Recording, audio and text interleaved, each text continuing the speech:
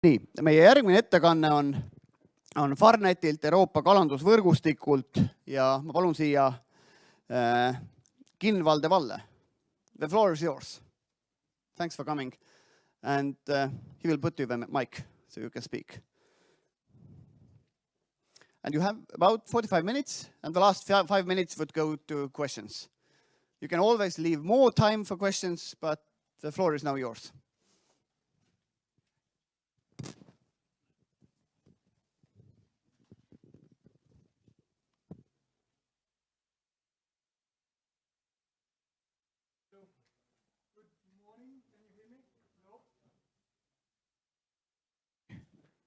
Can you hear me at the back? Yeah? Working. Perfect. Excellent. Well, thank you very much, first of all, to the Fisheries Information Center, Thomas and Erko, for the amazing job that they've done, and for inviting us to introduce to you a little bit FARNET and the work of the flags across Europe.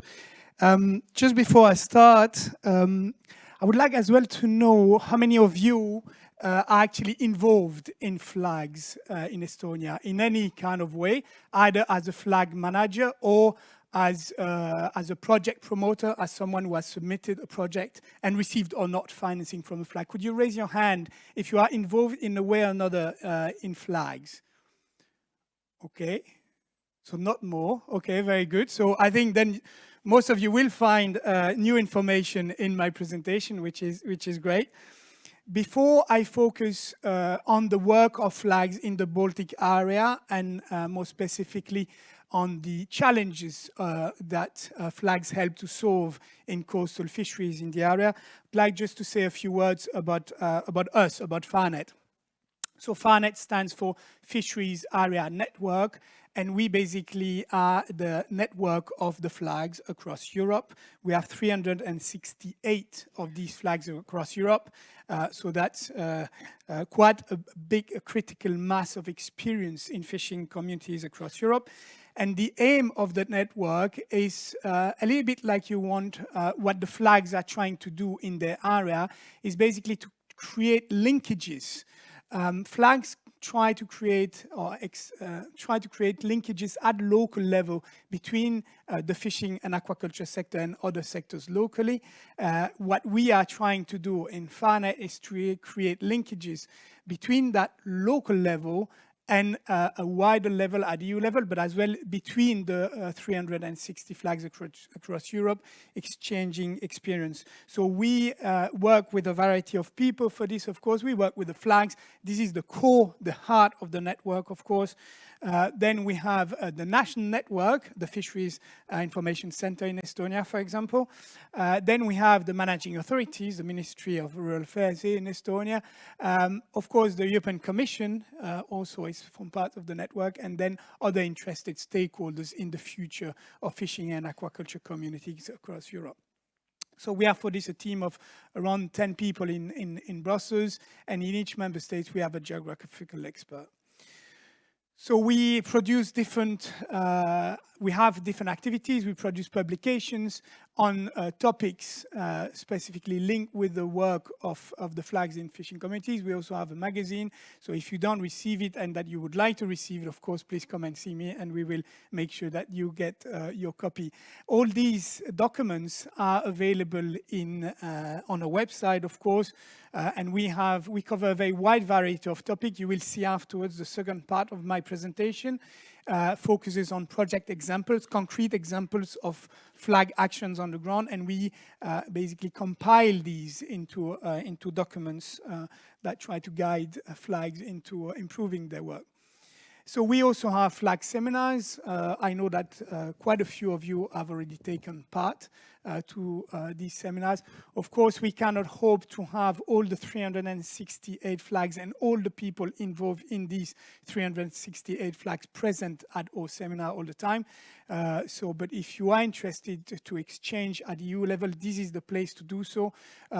Every flag receives invitation to these seminars. So if you are interested, please get in touch with your flag to see whether you could also take part in one of our events in the future. Then I would like to mention one of the key event that we will be organizing this year, which is actually will be a milestone in the implementation of CLLD, Community-Led Local Development, which is the program we call Supporting Flags Across Europe. This will be a very large conference, around 450 participants, gathering flags from all across the EU in Brussels, but as well other stakeholders active in local development across other funds, because CLLD is also implemented under the agricultural fund, but as well the regional and the social fund across the EU. So we will have as well stakeholders from other funds trying to broaden up the reflection and the thinking at the event. And that's going to be on the 3rd and 4th of December. We have not sent invitations yet, but we will do that after the summer. But you can already note it down in your agendas if you are interested. Right, so this map gives you a picture of where all the 368 flags are present across Europe. You can see that flags cover a very wide variety of countries, of regions. You can imagine here that, of course, is northern Lapland. They do not face the same conditions as those nice Greek islands, of course, but they do share similar challenges as well. We talked about the issue of the age of fishermen and regeneration of fishermen. Well, that is common across all fishing communities across Europe. So you can see that it's quite impressive, the coverage of the flags that we have nowadays in the EU. And these represent a critical mass, really, a wealth of experience and ideas and innovation linked with the different challenges that fishing and aquaculture communities face. So 20 member states implementing CLLD. It's not obligatory to implement CLLD under the EMFF, the European Maritime Fisheries Fund. It's the member states and the communities who will decide to do it or not. And that represents in total around 700 million euros across the EU. So it's not small, it's not marginal. And then each flag has a budget of around 2 million euro, but that's average and it hides massive disparities. In Estonia, I think the flags are fairly lucky in terms of the budget that they have, because the average budget in Estonia is above 3 million euro, if I'm not mistaken. This graph actually shows you how many flags there are in the Baltic region, because I think that's what you are mostly interested in, is the Baltic area. So we say around 85 because, of course, we have also flags in inland areas. So, for example, the flags of southern Germany, would you consider them as being part of the Baltic basin? I don't know, in Bavaria, for example. So we say around 85 are active in the Baltic. And you can see in red the different member states. Germany 29, Poland 36, and then Denmark, Estonia, Finland with similar number of flags, Lithuania, Latvia, and Sweden. In terms of average budget, I've mentioned that the Estonian flags are fairly lucky. They actually have the largest average budget of all flags across the EU for a very substantial amount of money, 3.5 million euro, which really gives them, I think, a nice striking force. In other member states, you can see that you have flags which have much lower average budget. Helle can tell you more about this from Denmark. So she even has even less than this amount of money, because that's an average again for Denmark. Okay, so in FARNet we say that we below 1.5 to 2 million euros is really difficult as a flag to be autonomous and really able to drive and support the local fishing and aquaculture community. So we do not advise definitely to go below 2 million euros for the flag. That's a little bit the critical mass. And in Estonia, of course, you are well above that threshold, which is good, which is really excellent. Okay, in terms of overall implementation, this is where we stand in terms of the number of projects. I've mentioned 368 flags. You can imagine that, of course, that's quite a lot of projects.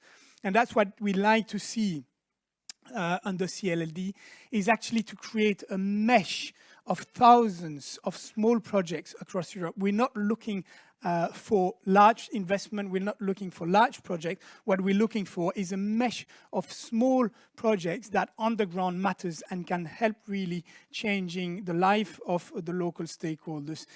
In the last period in total, to give you an example, an idea of the volumes of projects we're talking about, the flag supported around 14,000 projects across Europe. 14,000 projects. That's a lot of projects. And you can imagine that if you are faced with a certain specific difficulties, probably other people have already worked in the same issue somewhere in Europe. So you can see at the moment where we are. In total, that's around 4,400 projects. So we estimate that that's probably a third to a quarter of the total amount of projects we're going to have for this period. So we're still far from the target. We still have quite a few years to implement, of course, but the pace is increasing. Every month, it's more and more projects coming in.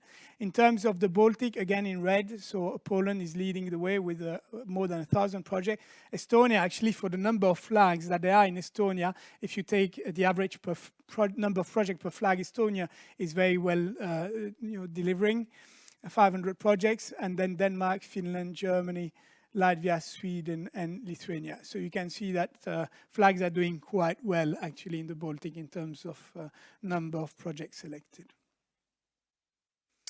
This is a map that we've developed to show you a little bit the level and extent of support that flags provide to small-scale coastal fishing in the Baltic area.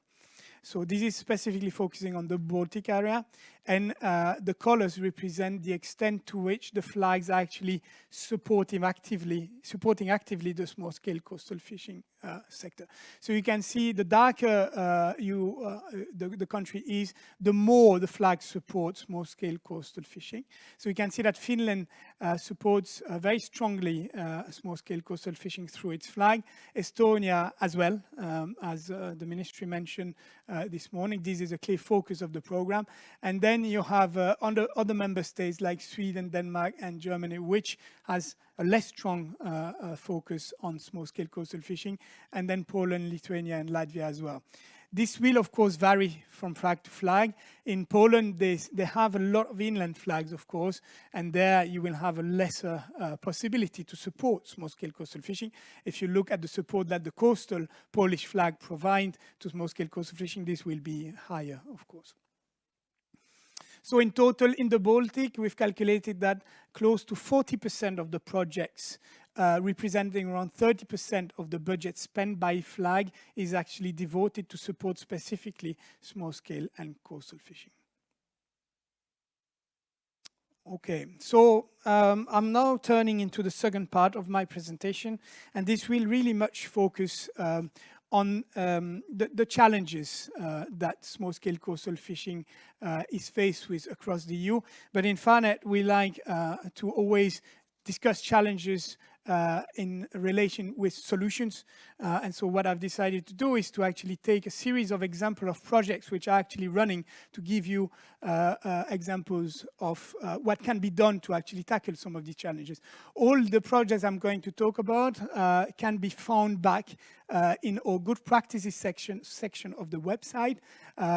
Some of them are translated in different languages, some in Estonian, not all of them, because we cannot translate everything into 18 or so languages. This is too much. But if you have difficulties understanding any, and if you would like to know more about any of the projects present there, you are more than welcome to contact us, and we will, of course, help you get in touch with the people behind the project and help you understand as well how to go about it. Right, to do this, I've actually developed a little project quiz because I've been talking a lot already, and I would like you as well a little bit to get involved into the discussion. So what I'm going to do is that for each of the projects, I've selected one picture. And so what I'm going to ask you is, first of all, if you know from the picture what this project is trying to do, and then where is the project coming from, okay? So we'll do that together, right? Are you ready? Yeah? Do you all can follow when I speak English? It's okay? I'm not going too fast. For interpreters, it's okay as well? Yeah? Good. So let's start, right? So I've classified, to help a little bit, I've classified these projects into the 5 categories, if you want, of actions that flags can support. The first one is linked to adding value. This is about creating more income, as one of the discussion we had this morning, focusing very much on adding value processes, right? So this project, anybody knows that project? Yes, yeah, the Swede cannot answer. Right. Anybody from Estonia know that project? No? You don't know that project? Okay, it's funny because I started with this one because I thought everybody would know that one, because it's actually a very, very successful project from Sweden. I've already given the answer. It's indeed from Sweden, but that you know because you mostly can understand Swedish. But yes, this is called Fisk Online. And this is a very critical project that was developed in southern Sweden by a fisherman called Bent Larsson. And Bent, he started first to look for certification of his catch. So he applied to become certified by the KRAV label. I don't know if you know the KRAV label, Swedish label for organic natural production. So he first got certification for his catch to be certified as KRAV. And in Sweden, it's really important to tap into certain markets and he can sell his fish better thanks to that certification. And then he developed an online platform to actually sell his fish directly. So he has 2 angles. Certification on one side so that the consumer is reassured about the quality of the fish, and then direct sale on the other side so that they can actually purchase the fish better. So very successful. It's been running for nearly 10 years now. And if you're interested, this is an amazing way to add value to your local fish. Okay, and this is fisherman-led. Is real fisherman and now more fishermen have joined Bent, of course, into the process.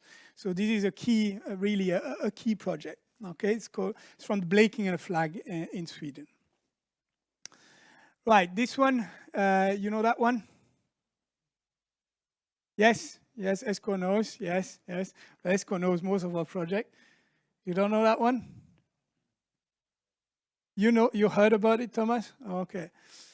Well, do you know where it's from? I have to look as well, but yes, I think it's from Sweden again, yes. No? Finland, sorry, yes, Finland, yes. No, I need to look at my papers sometime as well. Yes, Finland. Do you know what it's doing or not? No? You can't guess from the jar there. Obviously, there's fish in the jar, but apart from that, well, it's a project that really has tried to improve the marketing of underused fish species. I think this is roach, if I'm not mistaken, Esco, roach, right? So do you know roach, small inland fish, which basically was used, or not even used, or thrown away. There's too many of them in the Finnish lakes, fed to the dogs or whatever, and they really are trying to basically develop a market for human consumption, and this is one of the products that they've developed based on roach. Comes from central Finland, and that has involved a whole change of stakeholders. I think we've also discussed this morning on how to create linkages, open up the discussion, not only among fishermen, because fishermen, they're very good at catching fish. But marketing sometimes a bit more difficult. We mentioned, are fishermen real businessmen? Yes, they are businessmen when it comes to fish, but then when it comes to selling the fish, sometimes it's more difficult. And this is what they're trying to do, is really to create a chain between a whole series of experts to market that undervalued fish as well. So the next range of product will focus on diversification of activities, because that's another way to generate income for local fishermen. So next project. I hope you know that one. Some of you will know. Who knows that one? Raise your hand. Yes, Tuli, of course. Yes. Not more. Okay, so I think there is a bit of a need to exchange even in Estonia about the different projects that you're doing, because this, of course, I cannot hide it, comes from Estonia, comes from Jukala in Estonia, right? Tuli? It's your project, huh? Yes.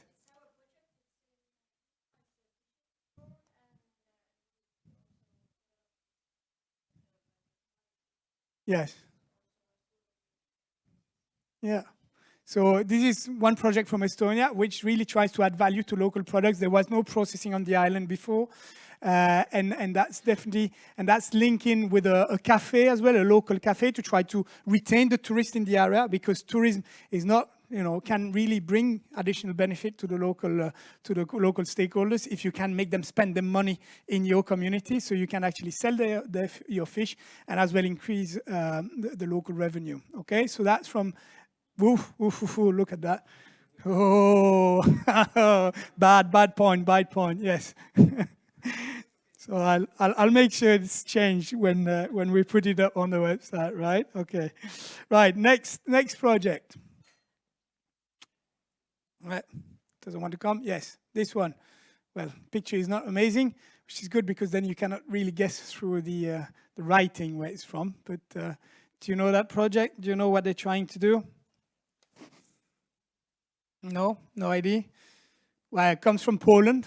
This is a Polish project, and this is a trail that they have developed. It's a cooperation project between 9 flags across the coastal areas of Poland, and they are trying to do a tourist trail, tourism and heritage trail based on the fisheries heritage of these different 9 coastal flags to educate and promote the fishing heritage that is dotted around the Polish coastline. So collaboration project between all the different 9 Polish coastal flags, very successful as well, focus the attention of those tourists on the fishing heritage, and you can link that again to projects like Tuli has developed with selling local products and little cafes where local people can find additional income possibilities.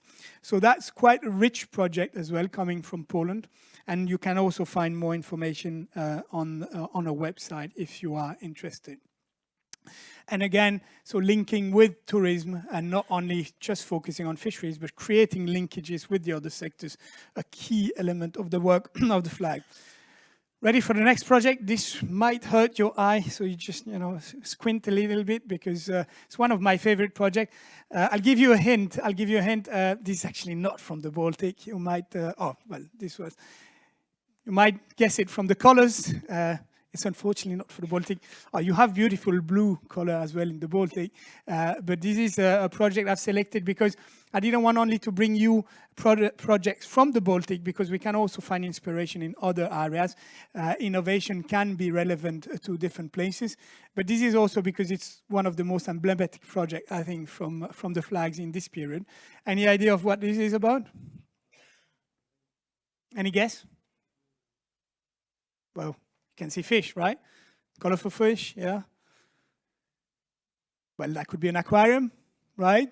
Trying to attract tourists to an aquarium, but that would not really be local fish, would it be? Yeah. No idea?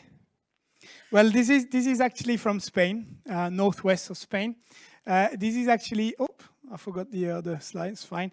This is actually the first ever coral farm in Europe. So a local flag basically has supported, it's a woman, a local woman from the area whose hobby was farming coral, in her aquarium. And she felt there was a niche market for this, and she developed a whole company now based on breeding coral for leisure purposes into the area. And of course, environmental awareness raising as well, linked with the issue around coral around the world. But this is an amazing project linked with diversification of income in fisheries and aquaculture territories, linked with the marine resource, of course. So you can see that the sky is the limit in terms of diversification of the activity, and this is, I think, a good picture of this one. Okay.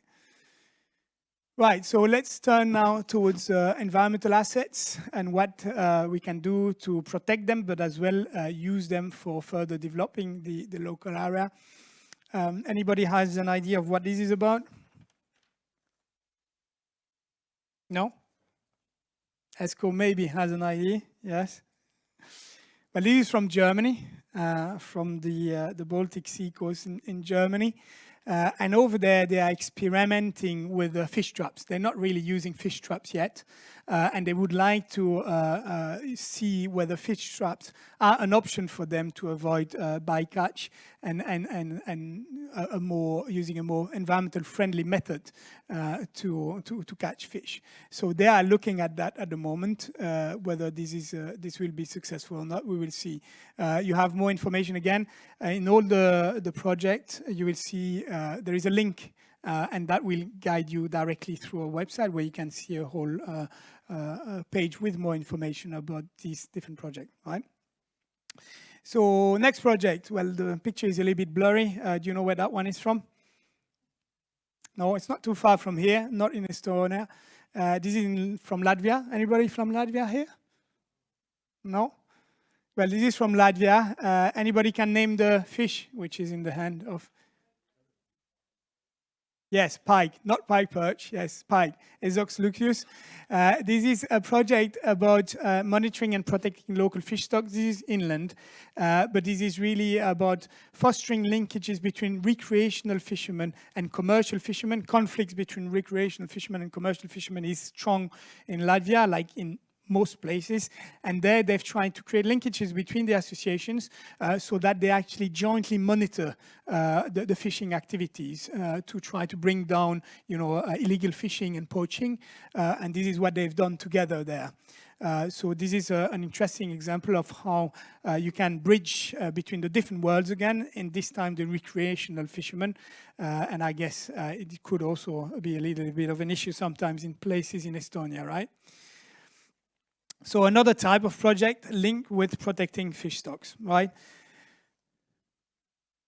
Next project, this one, would you have a clue about what they're trying to do here? Again, not a Baltic project, just to let you know. Anybody has an idea? Energy, yes, energy, definitely. Well, this is a fishing cooperative in Spain. So this is the building of the Fishermen's Association, where they have cool storage, cold stores and things where they can put their fish in, and they've managed to become 100% self-sufficient with renewable energies. Okay, so they use a combination of solar panel, windmills, small windmills, and they still have an emergency generator. I can reassure you in case there is an issue, but this is 100% self-sufficient based on renewable energies, and this shows you again that you can definitely work on different scales to improve your operation. By doing so as well, energy costs less, and that's also an advantage for fishermen. If you only think about fishermen income, this also helps with the income, not only the environment, okay? And this is a win-win situation. And that's from Eastern Asturias in Spain. If you would like to go and visit them, we can get you in touch with them. So again, a link towards the project for those of you who would like to see more. Let's turn towards other aspects of flag work now, what we link more with quality of life, social well-being and cultural heritage. We talked before that if you want to retain young people in the sector, you have to increase the income. Yes, but I would say not only. They also have to have the family of these young fishermen have to be able to live a good life, a life with good quality, and this is what we talk about here. This one is as well not from the Baltic, but I love this project and it's quite special. So I've included it here. Any idea about what that flag is trying to do with this project? It's not trying to finance a microbrewery. It's not trying to finance beer. I wouldn't mind, but being Belgian, but it's something different. I have a clue. Do you have any idea what it could be linked with? No? Well, we all know that fishermen, they're hard workers, but they also like to unwind a little, sometimes a little bit too much in places. And in some places, alcohol is an issue. And here, alcohol relates to more generally health issues in general. Most fishermen, they are real men. They don't complain, they work hard, and they don't go to the doctors for little things, right? And this is from the UK, and the flag has realized that, and the community has realized that as well, that very often fishermen leave it for too late to go to the doctor. They don't care enough about their health. And this is about trying to improve the general health level of fishermen in the UK. Well, alcohol is only one part of the issue, but as well, general issues like weight or toothache or dentist. Fishermen typically don't very often go to the dentist. With this, the flag has financed with the help of the social fund. It's not only the flag who's spending his money. The flag is basically including money from social fund for doing that. They provide free health checks on the harbor. So you have personal, not doctors, but like nurses or personal trainers. They go around the harbors and talk to the fishermen and ask them, how long was your last visit to the doctor? And do you have any issue at the moment? Do you feel okay? And blah, blah. And try to push them to actually realize that health is actually the basis for their work. If your body starts functioning properly, you're gonna struggle more and more to actually be able to make a living. And so it's called Personal Trainers for Fishermen, financed by a UK flag in the northeast of the UK.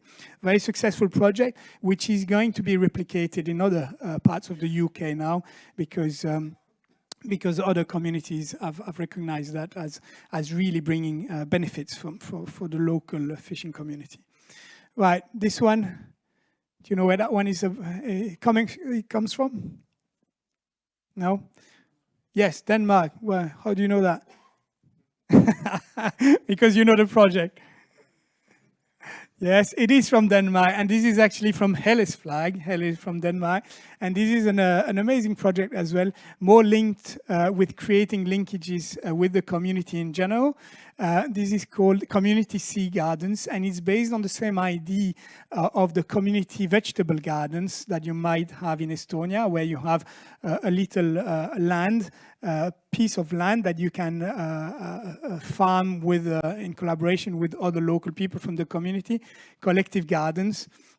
And it is to replicate that, but on the sea. So part of the sea is reserved for the use of the community to grow themselves their own mussels, to grow their own seaweed.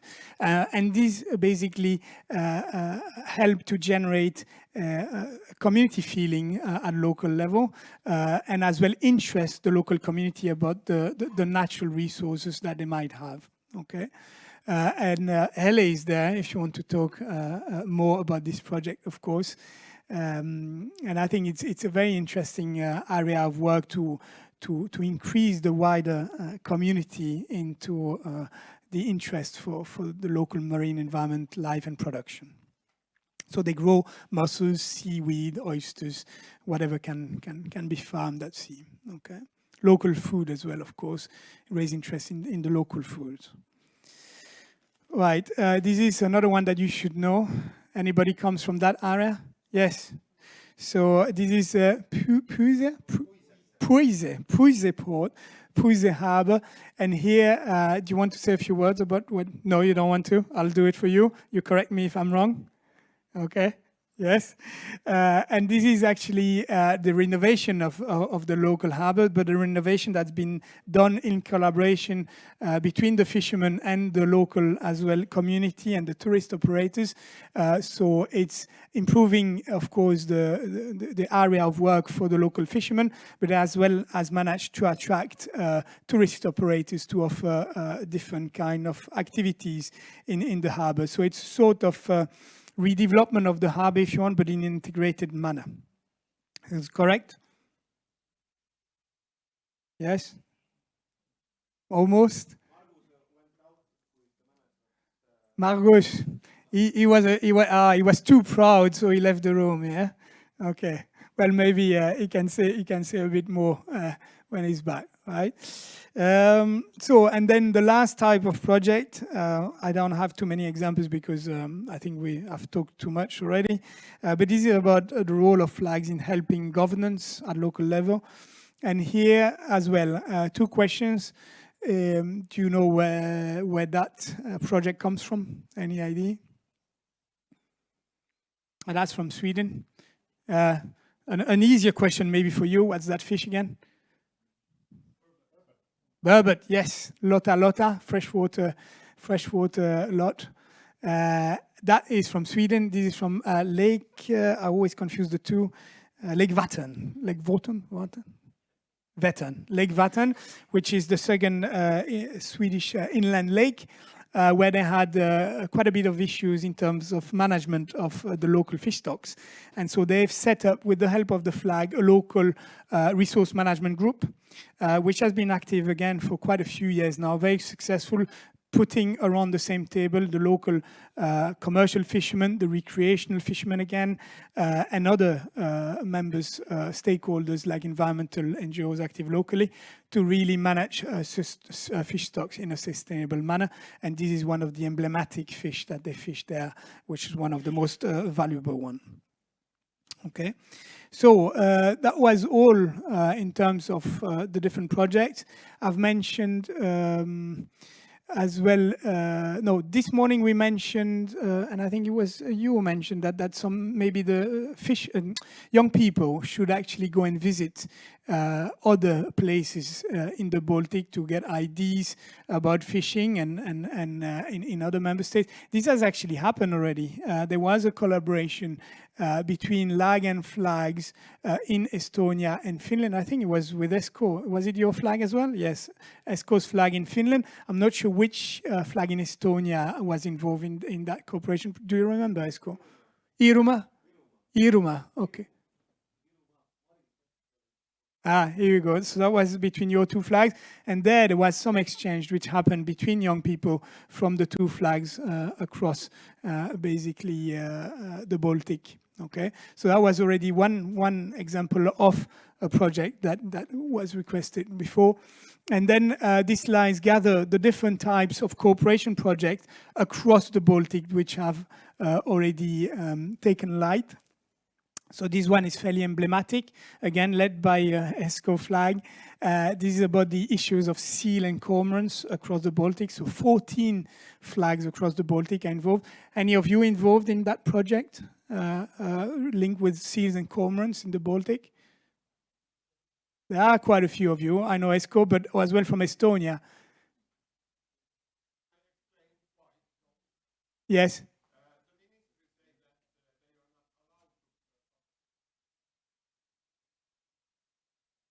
That's interesting. I didn't know that. Well, maybe that's something to be discussed with the ministry then, okay?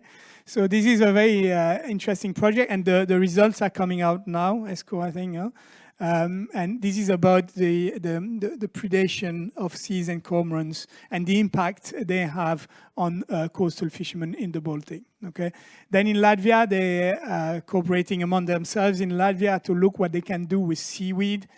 There's a lot of seaweed which are washing up on the shores, on Latvian shores, especially in the sudden summer. I guess in Estonia it will be the same issue. They're looking there to collaborate between the different Latvian flags to see what they can do with that seaweed, because it's a pest, but it can also be turned into a resource. And then again, collaboration between Estonia and Finnish flags on supporting sustainable local businesses. Okay, so I've come now to the end of my presentation. Before we move to questions, I don't know how much time I still have. I just wanted to mention, because we did mention in the introductory presentation about the opening up of possibilities of flags towards the blue economy.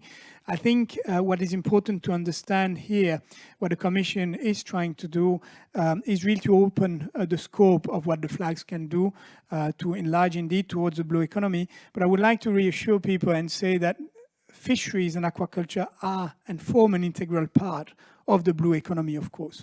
So fisheries and aquaculture form an integral part of the blue economy. So when we talk about blue economy, we do talk about fisheries and aquaculture as well. And as well that this is a possibility.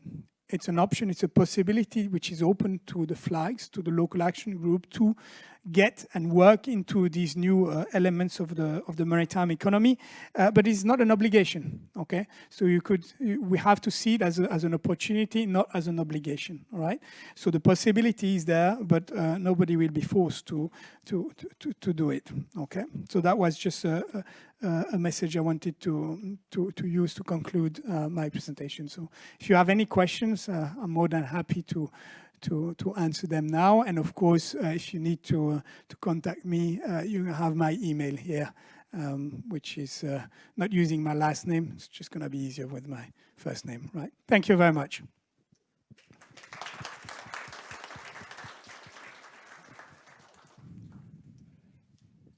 No nii, on selle küsimusi võib küsida mõlemas keeles, ainult et ma annan mikrofoni. Et siis saavad tõlgid ka osa. Küsige julgesti, meil on siin 10 minutit aega selle sessiooni või selle ettekande lõpuni, et võite vabalt küsida.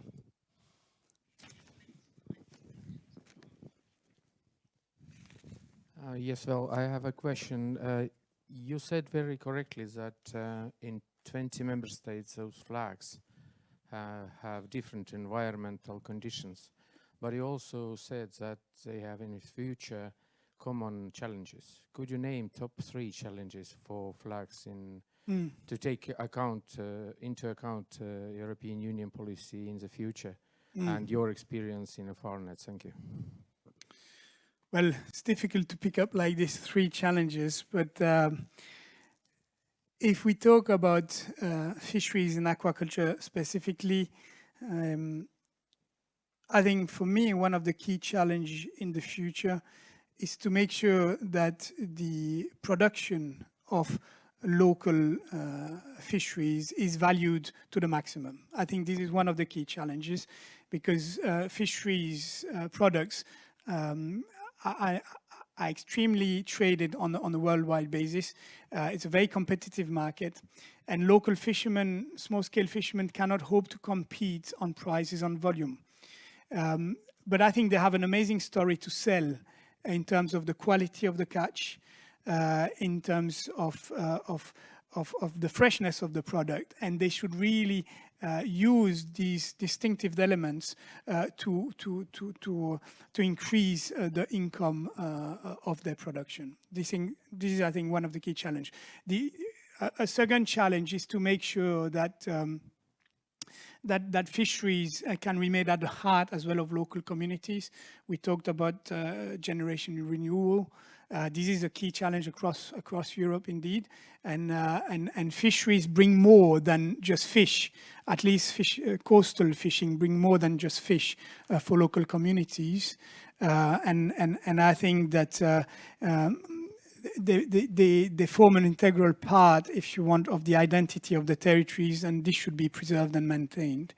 But having said that as well, I don't think that we can hope that fishing and aquaculture communities can be the backbone of certain communities as they've been so far.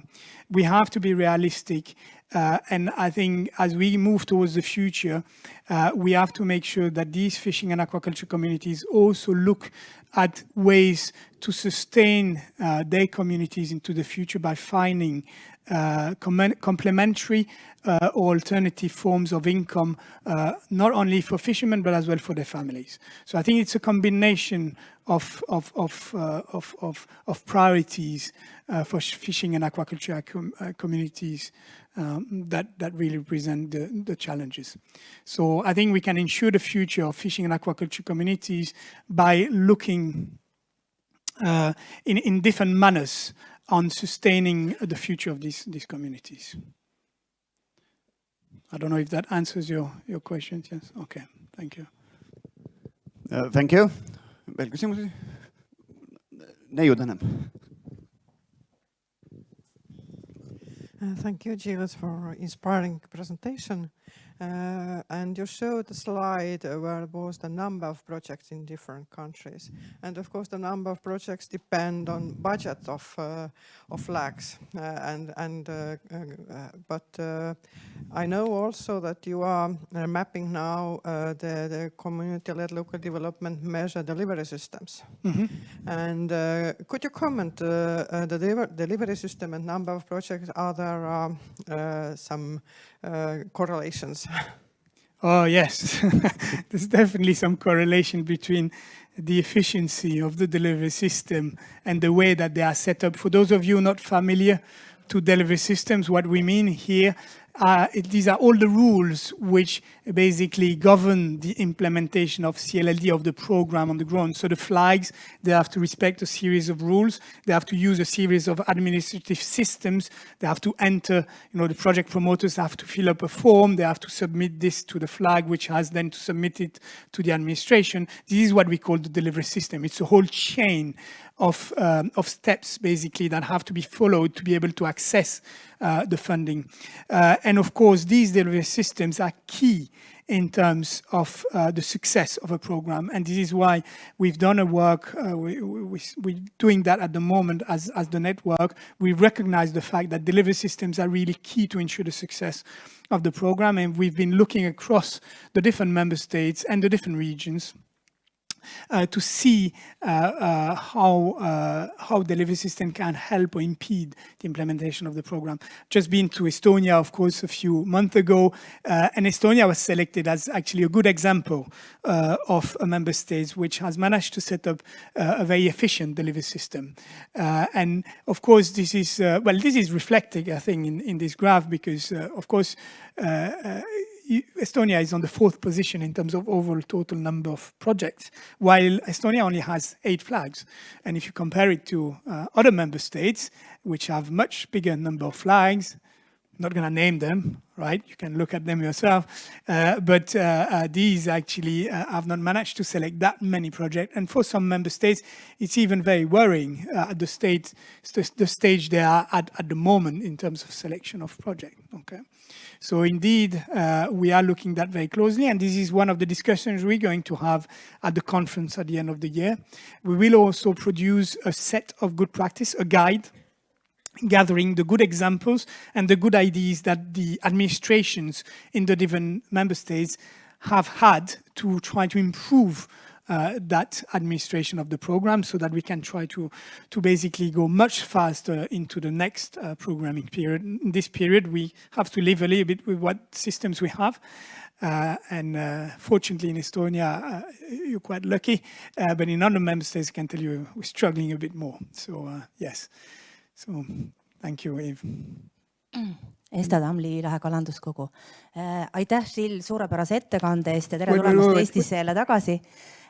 Küsimus on selline, et mis on sinu arvates 3 märksõna, mis iseloomustaksid rannakalandust või et rannakalandus oleks 2030 jätkusuutlik?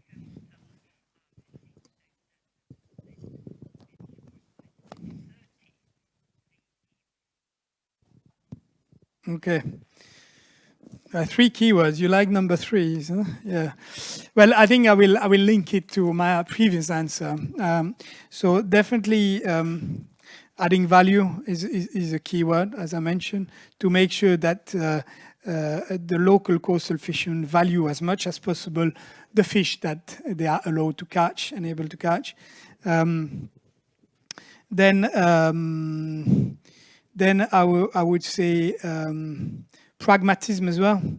You have to be realistic into whether coastal fishing community sector can really sustain your community in the future. You have to look, I think, with fairly honest eyes about the situation. And then the 3rd keywords will be complementarity. Okay.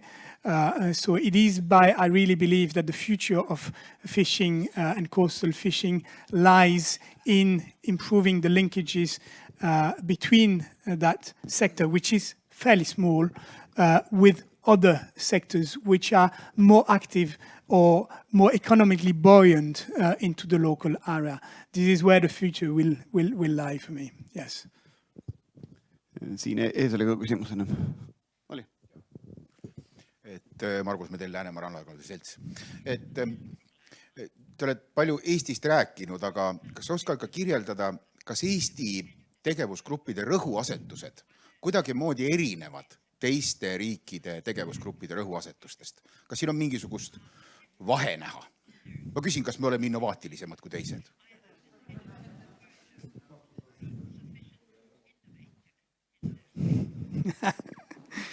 Well, I think these are two questions, two different questions. But yes, if we take the map here, you see it's a very wide group that we have at the moment, 368 flags. Each of them have different focuses. Each member state, some member states have different regions, and each region would have a different focus again. I think some flags are working more towards what we would call broader coastal development rather than really fishery support. I think in Estonia, flags very much focused on fishery support and on coastal fishery support.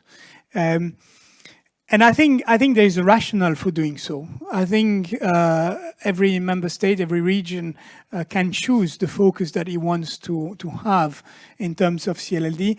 Having said that, I don't think that that focus should be set in stone. I think it's important to keep on reflecting on the objective of the program and the achievement of the program.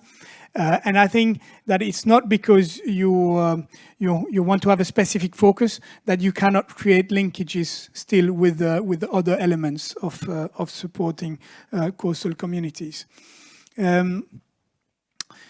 It's very difficult to go about all the different types of ways of working that flags have across Europe. The diversity is too wide.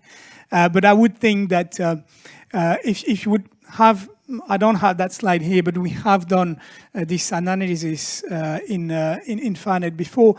If you look at the action of the flag, you could imagine a line, a continuum of activities, which would range from strongly supporting fisheries and aquaculture sectors to wider, broader diversification of the territory, as we call it, okay?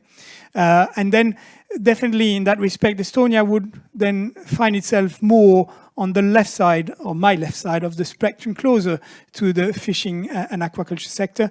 But I don't think there is an average. I think we have flags working all along that continuum, if you want. And there are reasons, and good reasons, for these different choices.